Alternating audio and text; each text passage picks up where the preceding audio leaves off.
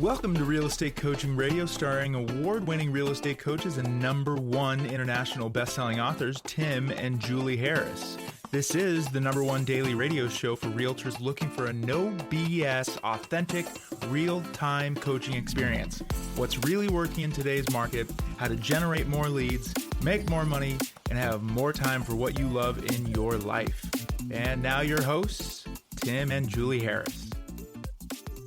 3, 2, 1, and we're back. Julie and I are focusing on something that seems to be on everyone's mind, and is now a great time to buy a home. This seems on the surface like a topic maybe that we'd be writing for the sake of consumers, and in a lot of ways we are. But what we're really focusing on with the points we're about to share with you guys are why now is a great time to buy a home. Why, frankly, if you're sitting on the fence yourself, you personally should be buying a home. But also more importantly, and this is really where the drill down is going to be on today's show, is we want you to understand why now is a great time to buy a home. We're going to give you 14 reasons. And then, so that way you can feel comfortable and confident because you're going to have the knowledge. Remember, knowledge equals confidence, ignorance equals fear when you're dealing directly with buyers and then maybe sellers that have to upgrade and buy a home as well. In other words, we have taken the time to cut through all the Mickey Mouse BS that's out there about real estate. And we're going to deliver to you the exact drill down 14 facts about why people should be buying homes now. And at the end of today's podcast, I would imagine most of you are going to feel very motivated to go out and shout these points from the tops of your, highest mountains in your community. So get ready. And again, all of our notes from all of our podcasts are always shared with you in the description of the show. So if you're on iTunes, you're on Stitcher, Spotify, we're on 30 different podcast listening widgets.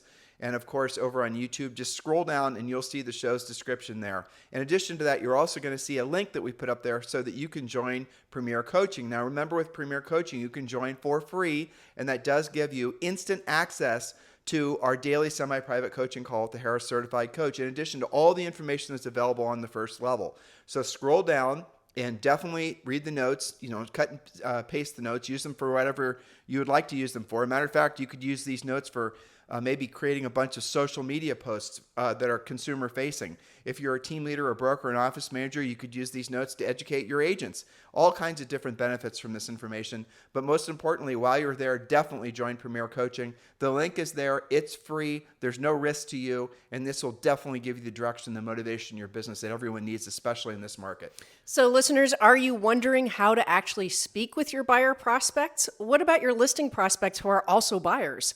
Is it still a great time to buy a home? Well, stop avoiding the conversation because you're freaked out about the shifting market. That comes in many different flavors, worrying about low inventory, worrying about where they're going to move, interest rates, our housing, prices going to crash, all that we will talk about on our points. But it is time to find the silver lining in a shifting market. And yes, it is still a great time to buy a home. We're going to give you, hopefully we'll get through all 14 reasons, but let's get started. So the question is it a good time to buy? The question is, will tomorrow be a better time to buy a home? Well, why or why not? I was thinking about when I was reading your notes for today's show, Julie, I was thinking that it could be argued, I think, and we're going to do it today, frankly, that now is going to be the best time to buy a home in at least probably the next 10 years. In other words, waiting is going to, in a lot of cases, unfortunately, it's going to mean a lot of people won't end up buying a home for at least 10 years, maybe ever. There's this type of economy, this type of interest rate environment, all these things that are happening. They've happened before. And the most obvious example would be in the 70s. There were a lot of people, my family was one of them, who stayed renters for a long period of time because the interest rates were too high. Home prices, relatively speaking, were too high. By the way, people were still buying and selling real estate when interest rates were close to 20%. So bottom line is, if you've got to set aside the expectations that interest rates are ever going to return to where they were, 24 months ago, because they're just not. As a matter of fact, they're going to stay at least at this rate. And I know I'm stepping on one of your points. They're going to stay at least at this rate for a long period of time. And I'm teeing you up for your first point, Julie Harris. Yes, that brings us to our first point. Interest rates are higher than in the pandemic years. We all know that. But they are still historically low. Most of our listeners, you guys don't necessarily have a perspective on that. A global pandemic where the Fed throws money at the economy and simultaneously drives interest rates to the lowest ever recorded in history is not actually normal. Lock in your rate now, even when it's higher. And if it goes up, you're locked in. But if it goes down, you refinance. Date the rate, marry the home. So let's put some color on this. The average 30-year mortgage rate in the United States Between 1971 until 2023, the average was 7.74%, still higher than it is now. It did reach an all-time high of 18.63% in October of 1981 and a record low of 2.65% recently in January of 2021. So that gives you the high and low, but still the average from 71 until now was 7.75%. So it is still historically low. And again, I think, just having it called the 30-year fixed kind of like subconsciously makes people think they're locked into that rate for 30 years. You're not. You can refinance, you can sell, you can keep it as a rental, you can pay it off. We're going to talk about how many people pay cash in today's market. So don't freak yourself out continuously about interest rates. Point number 2, Julie Harris. Point number 2, in today's market, you may be able to negotiate with sellers who have been on the market more than 30 days. I see this from our coaches and our coaching clients every single day with their reports on the coaching calls. You might even be the only offer they're considering. You can have the home inspected, unlike before, possibly renegotiate to handle any repairs, and maybe even pay less than 100% of the list price, and even get the seller to pay your closing costs in some cases. Additionally, you'll actually have more than one home to choose from. Inventory is inching higher. So note to self, buyers agents, do your homework on the listing before you make assumptions. There are still bidding wars out there, but there are also expired listings, longer days on the market listings, and sellers who are more motivated today than they were when they were freshly listed. So the essence of your point with point number 2 is in most markets, the buyers are going to be in control, and the buyers are actually not just going to be, I think in many cases, not having to overpay. In some cases, they still are, of course. Right. But overpay over list. But you're also looking at a situation where the house is going to be in a better condition. I mean, it wasn't even 24 months ago that you could have, maybe a dubious location, an overpriced house in bad location or bad condition, and it would still sell with competing offers. Because it was available, right? So yes, and in fact, in a later podcast this week, we're going to address what happens when your listing doesn't sell immediately, right? Because what we're seeing is a kind of a bifurcation where it's either going to sell right away, the first weekend, maybe the second, or it's going to sit around. So we're going to address that on a future podcast. We also, I know we're doing a podcast. Hold on a second. Proof that the show is live. Yes. We're also, and we don't edit it. We're also going to be doing a show this week on why there's not going to be a housing crash. Yes. But Julie, for the sake of today's notes, I really do think we should sprinkle a little bit of that in on today's notes. Mm-hmm. Because there is not going to be a housing crash. I know a lot of you. It's the last point. So. Oh, it is the last point? Don't worry, it's in there. Oh man, Julie has really thought things through. I just need to shut up and basically. It's all good. You're going. I'm Goose to your Maverick today. Maverick. Julie's Maverick today. All right, got it. That's okay. We'll get there. So point number 3, inflation, another hot talking point these days, will cause home prices to continue to rise. Again, we're talking about why it is still a great time to buy. Waiting means your purchase price will be higher, and so will your down payment requirement, since that's based on a percentage of the purchase price. Your ratios could also be too high, since the payment will be higher if you wait. So that's such an incredible point. And this is something I know that's a little bit bizarre to try to understand. You, I'm sure, have all this memorized. So in the last 24 months, what on average has been the inflation or appreciation of the average American home? Julie Harris? Okay, so let's split it into 2 parts, right?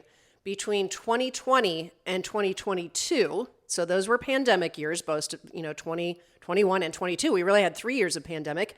According to Case Shiller, home prices nationally went up 45% on average. Now, there were places like Boise that did actually better than that, and there were places that maybe were a little bit less than that, but the national average is 45%. This year is looking like it's going to be 4 or 5%, which seems like a screeching halt to our listeners who are used to that outrageous appreciation / inflation. So when you look at it that way, if we're only going up by 4%, it's really not catastrophic when you look at it as the past 4 years, where 3 of the 4 years averaged 45%. Now, keep in mind, too, it's easy to conflate inflation and appreciation.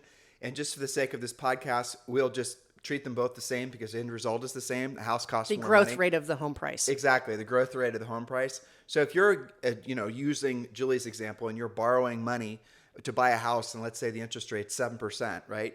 But the house is inflating or appreciating by more than what the cost every year, by more than what the cost of the money is. In other words, you're experiencing more inflation or more appreciation in the value of the home than the interest, the actual amount of interest you're paying to own that home for that 12-month period, you're in essence living in the house for free.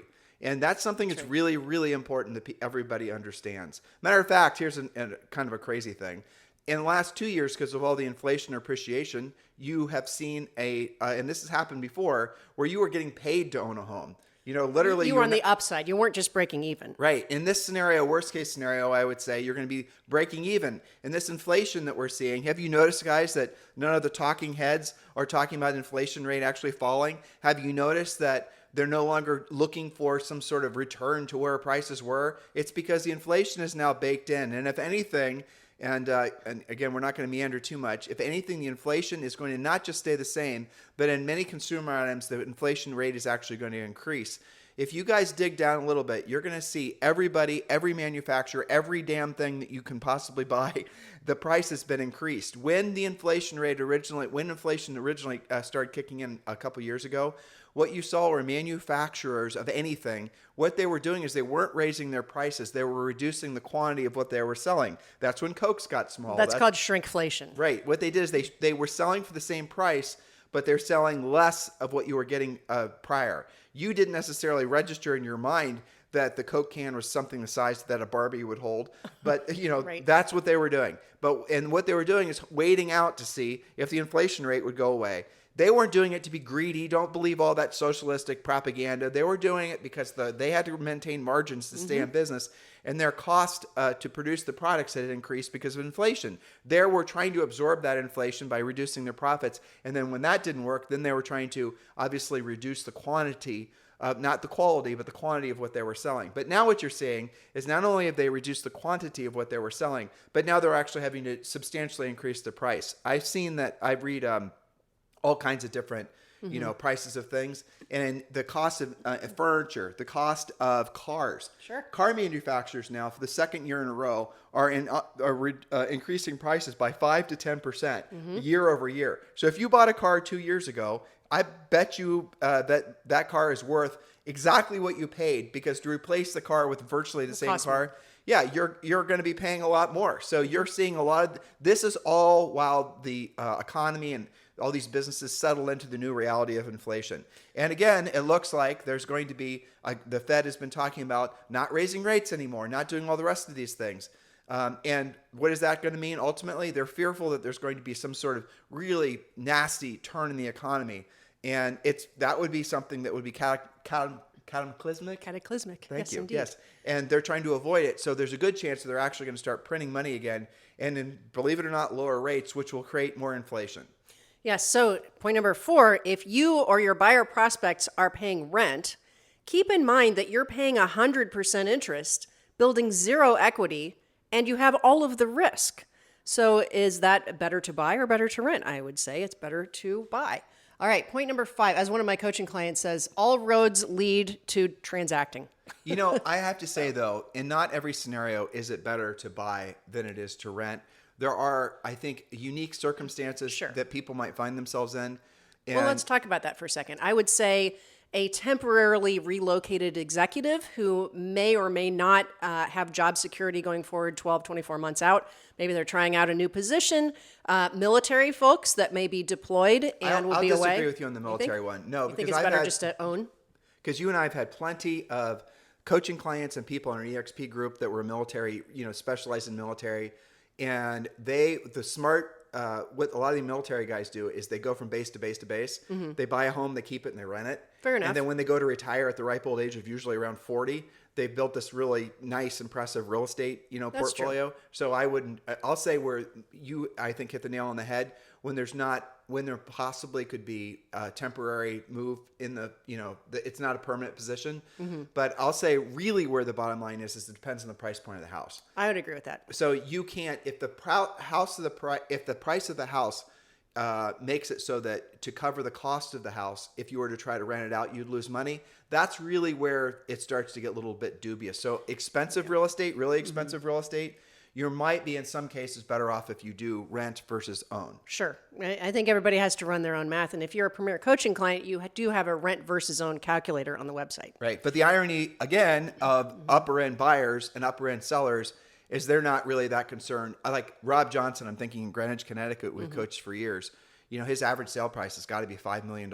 Right. And for a long time, it's corrected post-COVID, but people were losing money big time on their houses. It was normal to walk into a situation with a seller and they were losing, $3, $4, or $5 million. I remember his price reductions were in the millions, not in the 100,000s. But here's the takeaway: because the market had been in that position for a long period of time, there was no real worry or debate about, okay, you're going to lose $2 million. Well, I put an addition in and I did all the rest of this work. Well, you're still losing $2 million. Right. And people were still buying. And why were they buying? They're buying because for lifestyle. They're buying because it's something they wanted. They were treating it, a house in Greenwich, Connecticut, as a consumer item, basically. Like when you'd buy a car knowing that 5 years from now the car was going to be worth half of what you paid for it.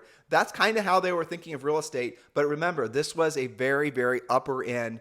I'm sure, in many cases, people were worth tens of millions of dollars. So they didn't really care that much if they were going to lose, because they wanted to be in that particular neighborhood. If their kids grew up in a particular, school system. Other reasons. Right, exactly. Well, so that gets down to knowing your client, knowing your inventory, knowing their financial situation, and not making assumptions or presumptions that all of your clients are the same or that they all think like you do. But also, you just said it, not everyone buys. Very, very, very few people buy with their financial, that's not what they're leading with. Most consumers are buying because they want a lifestyle. Yes. They want to, again, live in a particular place or have that particular, box checked in their life. They want to buy a cabin on a mountain. They want to buy a house near a beach, that type of thing. They're not buying with the idea that it's going to be a Willy Wonka golden ticket. That's how Unless you're a flipper, no. Right. That might be how you think, fellow real estate professional, but that's not how normal people think. Normal people do not think about money the way we are all, led to believe that they do, because they don't. And, that goes to really understanding, as Julie just said, the nature of the client. That's right. And, the past, 3 to 5 years especially, it would be easy to believe that they were all in it for the money, because every time you sold something, there was a big pot of gold at the end. But yes, people move because of circumstances, not necessarily leading with whatever they're going to make. Okay, point number 5, when you do pay rent, you are not locked into anything for more than a year, 2 years if you're lucky. The owner can sell the home, raise your rent payment, or simply not renew your lease. So renting comes with its own uncertainty. So we just had to, examine that a little bit. But again, drill down on that. Again, this information we're hoping you're going to present to your potential buyers and sellers that have to buy. If they stay renting, there's 100% guarantee rents are going to increase, because as inflation increases, so will the cost for the landlord to own the property. The guy to cut the grass, the cost of the utilities, certainly property taxes. Mm-hmm. If the local, like Julie and I have properties in many different states, and I promise you that all of our property taxes are increasing, because the 100%, house. yeah. I mean, think of we have properties in Texas, and the taxes there are like 2% or something, Yep. right? And so every year the houses appreciate or inflate in value. Well, that tax assessor, they know exactly what the houses are inflated to, and they're going to raise the property taxes, which means we're going to have to raise the cost of the rent for the tenant, and everything else goes up as well. So you are 100% locking in a future increase in your cost of living when you are a renter. Now, you still will have increased property taxes as a owner, but at least the vast majority of your expense you're going to know what it is, because your interest rate's going to be locked. Well, so point number 6 is related to that. When you pay rent, you're guaranteed to be paying more next year, even if it's by a little bit, unless you want to move, assuming the owner still wants to lease to you. Don't forget the cost of actually moving. You can't just refinance or renegotiate your rent payment. That doesn't fly. It's funny that landlords are less negotiable than some banks are on that stuff, right? But that's on the residential side. On the commercial side, we have a lot. That's different. Yeah, we have a lot of commercial agents in our EXP Realty group, and that's pretty much what all of them are living in fear of, is these long-term tenants renegotiating, and they're going to have to. Well, and that's a different can of worms, isn't it? Yep. So point number 7, when you purchase a home, you're securing an asset and releasing yourself from the liability of renting. Now, point number 8, owning real estate allows you to have more versatility of that asset. You can live in it, you could rent it, make it a vacation rental, refinance and pull equity from it, home office in it, or sell it. You've got versatility of that asset. For those of you that have owned 3, 4, 5, maybe even more single-family homes that you've lived in, how many of those houses, like if you're thinking back to all the real estate you've owned personally, again, how many would you love to own now? I'm going to guess all have of a them. list. Yeah, we do. Well, Yeah, we only sold 2, right? No, we sold 3. Yeah. Yeah, I wish we owned all of them. Mm-hmm. I know that's the thing, is that real estate, If you think of it, it's going to be in an inflationary environment, which we're going to be in for probably at least 10 years in a meaningful way. Hard assets like real estate in particular are going to be one of the best ways not just to maintain wealth, but also to build wealth because of the inflation. That's right. So point number 9, if you can only afford to purchase a home at the lower mortgage interest rate, maybe you or your borrower was pre-approved at the lower rate, you still do have options. And here are some of them. Lower your purchase price, go a little bit down market, change the type of mortgage that you're getting, get gift money to make your down payment larger, get the seller to pay for a rate buy down and lock it in, or, of course, you can possibly decide to wait. But don't assume that your only option is that 30-year fixed at the higher rate. And we'll do dedicated podcasts on that in the future, too. Now, this next point is going to blow a lot of your minds. This is always something that we always get great feedback on when we share this with you guys, because so many of you have only been in the business for like 15 years or less, so you're not familiar with what is a bank overlay. Yes, and remember, I just listened to a podcast about the whole banking crisis, which kicked a lot of this off, and plus the inflation and all the other reasons. So what are we talking about? Point number 10, bank overlays will get more stringent if the economy continues to decline. That means the requirements for financing will become more onerous, not less. Those, again, are called bank overlays. If you or your buyer or buyers are deciding to wait, take the time to work on credit scores. Experian.com has some great tools, and pay down your debt, because that's going to improve your ratios. When we talk about bank overlays, that could mean something like, okay, so you've got a 720 credit score, that's great, but your job history is only 2 years, and our bank overlays say you have to have 5, or you need a 750 or higher credit score. Okay, so let's break that down even more. And by the way, agents, because I see them post on social media about this, bank overlays are not illegal. Right. So what happens is that Fannie Freddie, which most people are using government-backed financing, they have specific, like, your borrower has to have an average credit score of this. They have to have this time of this much money down. The ratios have to be this. So here's the list of requirements for the government to actually approve that loan. But that's not the whole ball of wax. What banks, and they do this even in the best of times, but they're definitely going to be doing it because they're fearful of a recession. There are going to be overlays that then take those base core requirements from the government, and then they put a whole bunch of other requirements on top of that. So when you're reading online, or your buyer's reading online, well, I qualify for this based on a Fannie Mae loan. Okay, now you take that and you approach the local bank who is a Fannie Mae approved lender, and they're going to have a whole bunch of other crap on top of whatever that is. Mm-hmm. And the banks do this without announcing it. You'll have to dig around to find out what their overlays are. They don't have to disclose it. No. But here's how it manifests. You'll have, or maybe even yourself, but you'll have a borrower that seems really super strong. They've got good credit, they've got good ratios, this and that and the other. And their pre-approval letter, their lender letter will come back, and it'll say something like, you're approved, but you have to pay off a $10,000 credit card in order to close, right? Let's use a salient example. Sure. I'll use a good. So I remember very clearly in 2007, you and our neighbors were very, very good home flippers. Residential home flippers. And they had a line of credit from Bank of America off their own home that basically was providing all the liquidity for them to flip houses. Right. And they did a great job, Tim and Susie. Yep. Yeah. Okay, so what happened was I was standing in my driveway, and he just started this conversation, which I wasn't really prepared for. But the essence of the conversation was talking about how their Bank of America line of credit was just essentially eviscerated. So what Bank of America did, and I'll make up numbers here just so you guys can understand. Let's say their Bank of America line of credit was $1 million or $500,000. It was a lot. Well, let's say against that line of credit, they had borrowed $50,000. So they still had all of this available credit that they could use to do in their next flip. What the bank did is it reduced their total maximum amount that they could borrow to that $50,000 that they'd already borrowed. In other words, they were immediately cut off from being able to use what was in their thinking, their money, their line of credit. The bank cut it off. Okay, now keep in mind that was not because Tim and Susie did anything wrong. Right. Okay, that was because the bank had their risk managers say, you know what? Looks like the real estate market's hitting the fan. Maybe we want to put a clamp down on these home equity line of credit. Okay, so it happened with home equity lines of credit, but here's also where it happened. On credit cards. For example, American Express, there's no balance. You're supposed to pay it off every single month.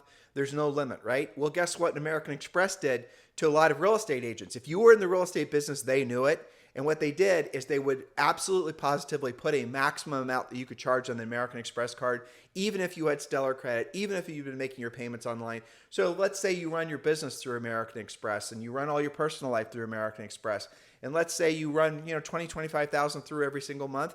Well, now what would American Express did overnight, because they were fearful of the storm clouds on the real estate horizon back in 2007, is they would limit your previously unlimited amount that you could charge every month down to like $3,500, and there wasn't a damn thing you could do about it. No, and this was, again, because of the bank's risk, not because of the borrower's risk. Right. So that's something you really have to look out for as we have, the banking crunch. We're not calling it a crisis so much, but the risk managers are definitely on the prowl, and they are definitely tightening up requirements.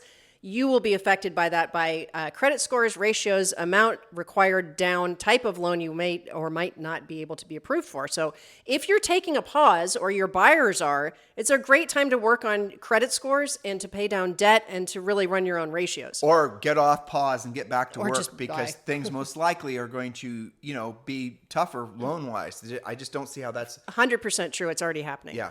Yes. Okay. And don't argue with the lender if you get a letter back like that. That is real. You do have to take care of it, or switch lenders and maybe they'll change it. Or, by the way, ask your lender, your loan officer, make sure Larry the lazy lender isn't basically, not doing his job. Find out what the overlays are. Oh, yeah, I'm an FHA lender. I can get your borrower into that great FHA deal that they read about online or whatever. Okay. What are your overlays, Larry? What do you have to do? Oh, their ratios have to be this stellar. What are their ratios now? Oh, well, they're off by a few points. Okay, better fix that. He had to have actually been a fireman for 5 years. He's only been a fireman for 2 years. Well, now the overlay says he had to have been in the same industry, working a same job, earning the same money for at least 5 years. And now that he doesn't, guess what? That's an overlay. He no longer qualifies for the loan. Stuff like that. Yeah, pain in the neck stuff, right? And there's a lighter version of that, which would be something like, your borrower has to supply an employment letter of verification stating that they're likely to be a fireman in the next 2 years. I've seen that too. Yep. I know you guys all think this is weird stuff, but it's real. Okay. All right. Point number 11, compare your worst case scenario renting versus owning. Let's say you actually do lose your job. Your lender will be easier to deal with than a landlord who may have their own issues and will simply evict you, versus your lender who can put your loan into forbearance while you get back on your feet. And we actually think that in markets, if there are, there are going to be areas of the country, there always are, even in the best of times, where there's a major employer that, goes out of business for whatever reason. And then all the homeowners in that particular area, they are without a job. And the next thing you know is prices start to fall on homes.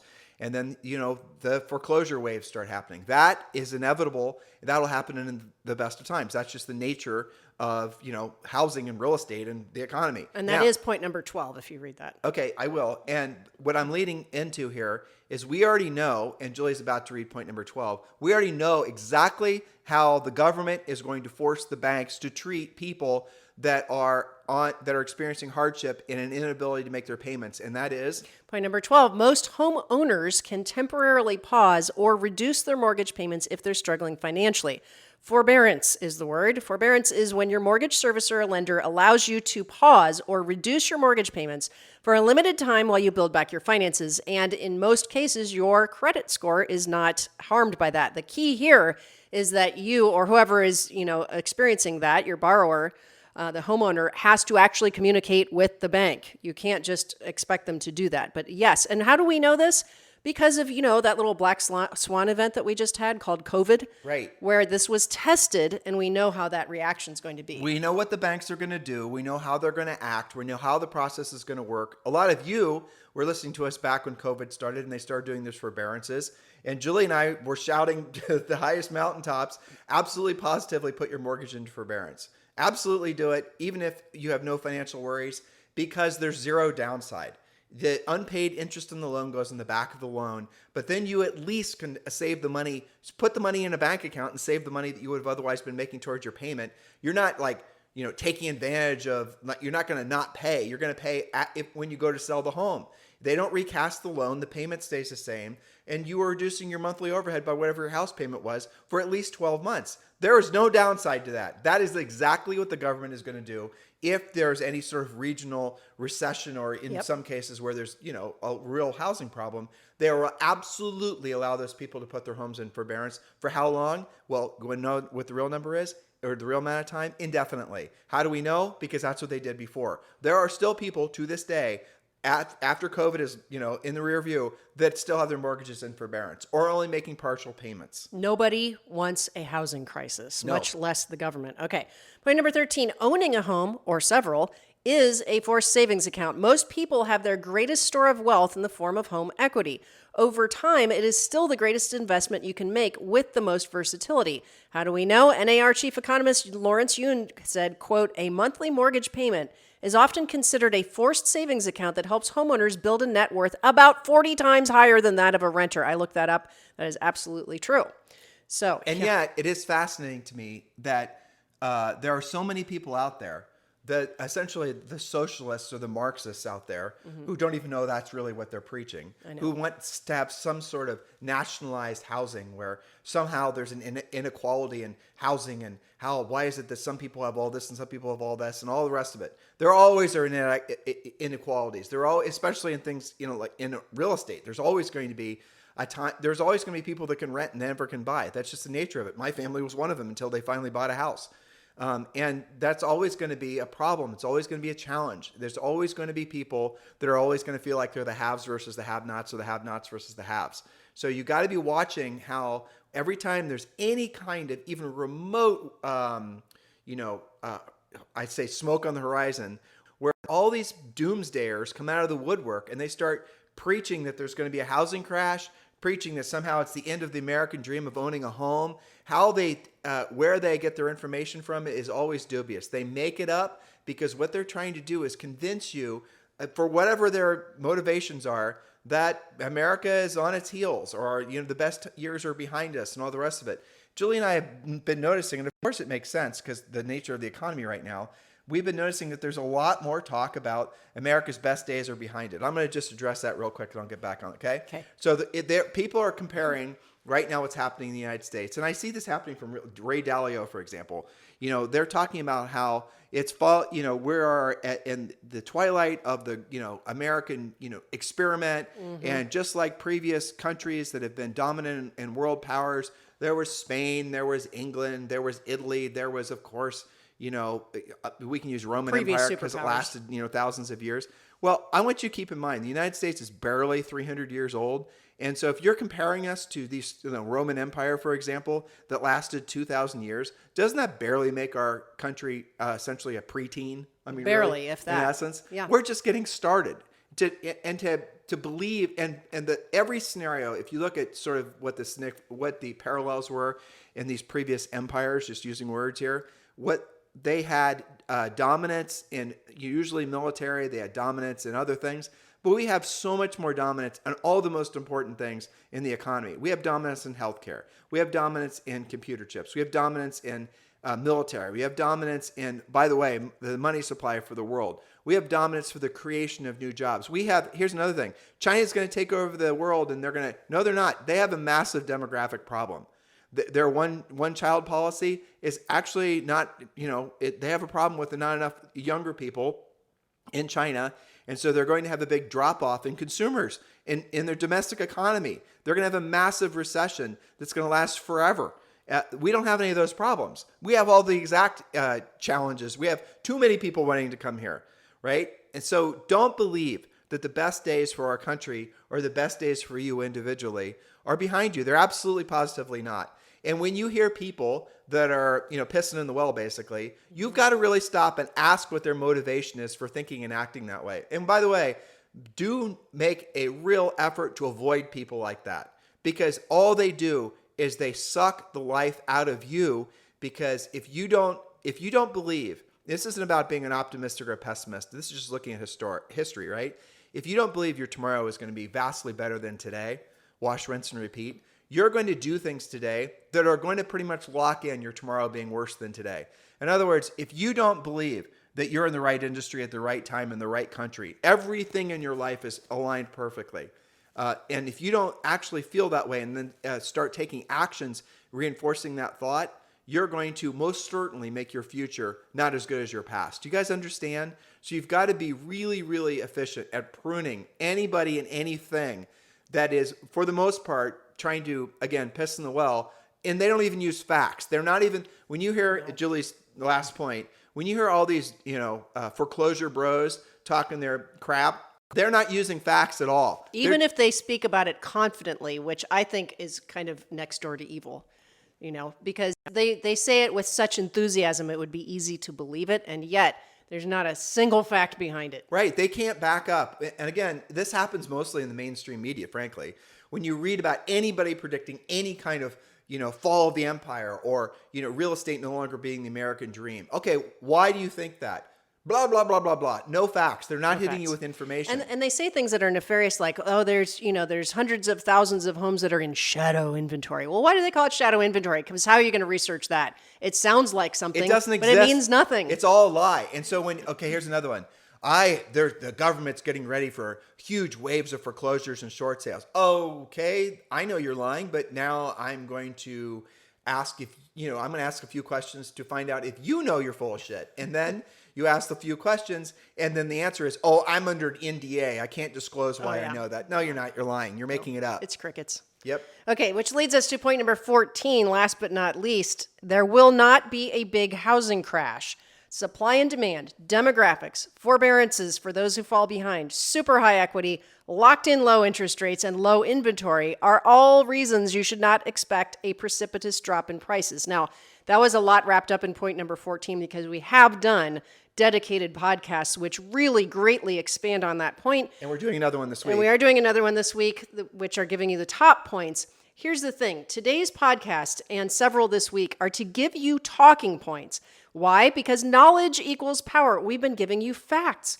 Ignorance equals fear. It's our job to educate, motivate, and get you into action. It's your job to educate, motivate, and get your prospects into action by talking about all of this stuff, not being a secret agent, not being afraid to have conversations. Now, again, Julie and I really were trying to hit home, especially in the last few points, because if you actually believe there's going to be some sort of housing crash, or if you believe that real estate's going to depreciate, if you're actually operating like that, you're not ever going to want to sell somebody a house, assuming you're not a sociopath, because you don't want that person to experience financial hardship, especially if maybe they care, maybe they don't. But in the back of your mind, you're thinking, do I want to sell this house to somebody if I think or if I believe, or I just read an article on doomsday.com that real estate's going to plummet down to 50%. You're probably not going to be that enthusiastic about what you do for a living.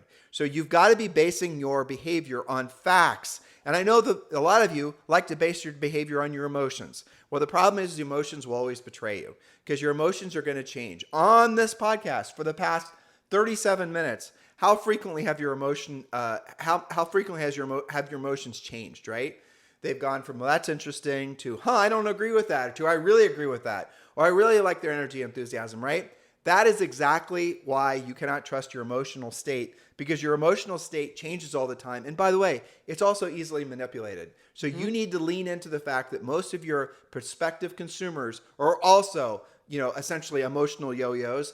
And if you are coming to them with confidence from your facting them, basically, they're going to not only want to do business with you, but they're going to respect you, and they're going to be some of your best centers of influence and past clients ever, because you approached a conversation with them about investing in real estate that in the near future, let alone 5-10 years from now, they will be so grateful that you did, right? When that house inflates in value by 7 or 8% in the next, say, year and a half, and they have increased their net worth by 7 or 8% in the next year and a half, if not even more, don't you think that person's going to love you forever? Of course they are. Of course they are.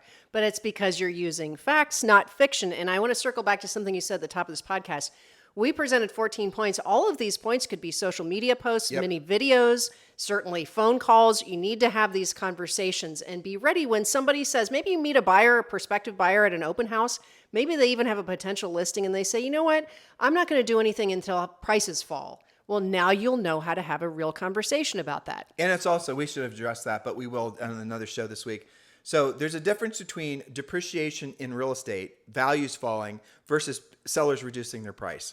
And you got to be really clear in your head. Now, there are markets where, so for example, if you bought in the second half of 2022, I think, chances are if you paid $1 million for your house in San Francisco, chances are that, and let's say you bought it in June, by the time December rolled around, it probably was worth less than what you paid for it. But guess what? You hold the house for 2023 and then 2024. It was temporary. The inflation will more than make up whatever you were on paper in the red on. You guys get it? So what you're hearing are people that are, I think, frankly, lying to you intentionally, trying to get you to believe there's some sort of, dark real estate, bust on the horizon, who are conflating sellers reducing their prices with depreciation of home values. If you put a house for sale for $500,000 and the seller say bought it for $200,000 and they have all this equity in it and they want to put it for sale, I want $500,000, just, that's what it has to be, fine.